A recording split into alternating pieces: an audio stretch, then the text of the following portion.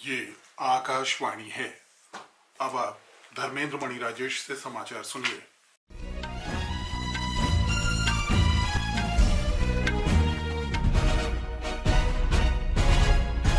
पूर्व केंद्रीय मंत्री विष्णुदेव साय छत्तीसगढ़ के नए मुख्यमंत्री होंगे।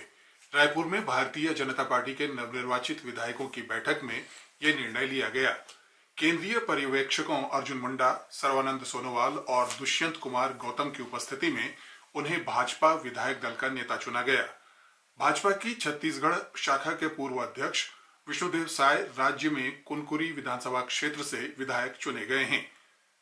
90 सीटों की विधानसभा में भारतीय जनता पार्टी ने 54 सीटें जीती हैं। मध्य प्रदेश के नए मुख्यमंत्री के नाम की कल घोषणा हो सकती है। भारतीय जनता पार्टी ने पार्टी विधायकों की कल बैठक बुलाई है।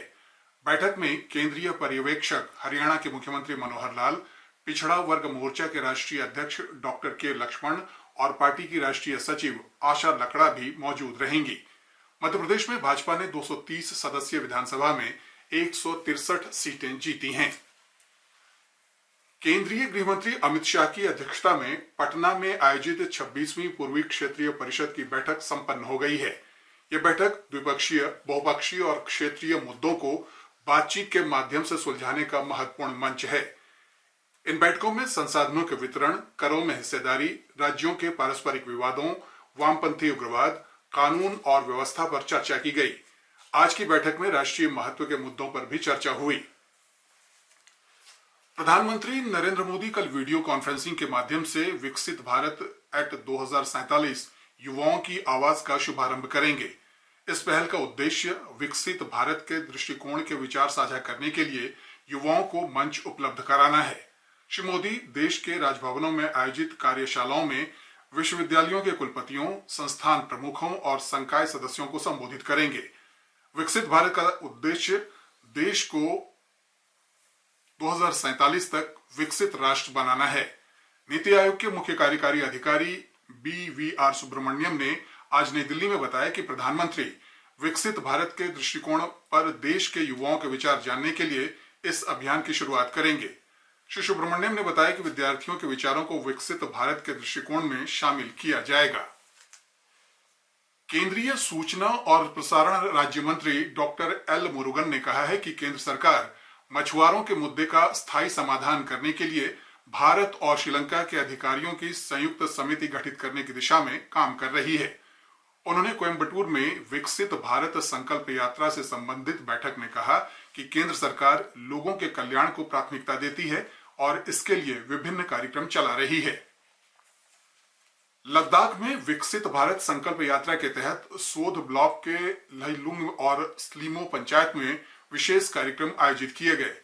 इस मौके पर विभिन्न विभागों के अधिकारियों ने लोगों के साथ संवाद किया। उपराष्ट्रपति जगदीप धनखड़ ने कहा है कि मानवाधिकारों के प्रसार और सशक्तिकरण के लिए देश में बुनियादी ढांचे का व्यापक विकास आवश्यक है। उन्होंने आज मानवाधिकार दिवस पर नई दिल्ली में कहा कि मानवाधिकार का विकास उसी समाज में होता है जहां सबके लिए कानून और न्याय एक समान हो। ऑटिज्म के निदान के लिए भारतीय दृष्टिकोण के बारे में 2 दिवसीय अंतर्राष्ट्रीय कार्यशाला कल से नई दिल्ली में होगी। सामाजिक न्याय और सशक्तिकरण मंत्रालय के अंतर्गत राष्ट्रीय बौद्धिक दिव्यांगजन सशक्तिकरण संस्थान ये कार्यशाला आयोजित कर रहा है। भारत की अश्विनी पोनप्पा और तनिषा क्रेस्टो ने गुवाहाटी मास्टर्स बैडमिंटन टूर्नामेंट का महिला डबल्स खिताब जीत लिया है। दूसरी वरीयता प्राप्त अश्विनी और तनिषा की जोड़ी ने फाइनल में चीनी ताइपे की सुंग शुओ युन और यू चिन हुई को 21-13, 21-9 से हराया। प्रथम खेलो इंडिया पैरा गेम्स आज से नई दिल्ली में शुरू हो गए हैं। 8 दिन के इस आयोजन में सर्विसेज स्पोर्ट्स कंट्रोल बोर्ड सहित 32 राज्यों और केंद्र शासित प्रदेशों के 1400 से अधिक खिलाड़ी हिस्सा ले रहे हैं। भारत और दक्षिण अफ्रीका के बीच 3 मैचों की T20 क्रिकेट श्रृंखला का पहला मैच शाम 7:30 बजे डरबन में खेला जाएगा।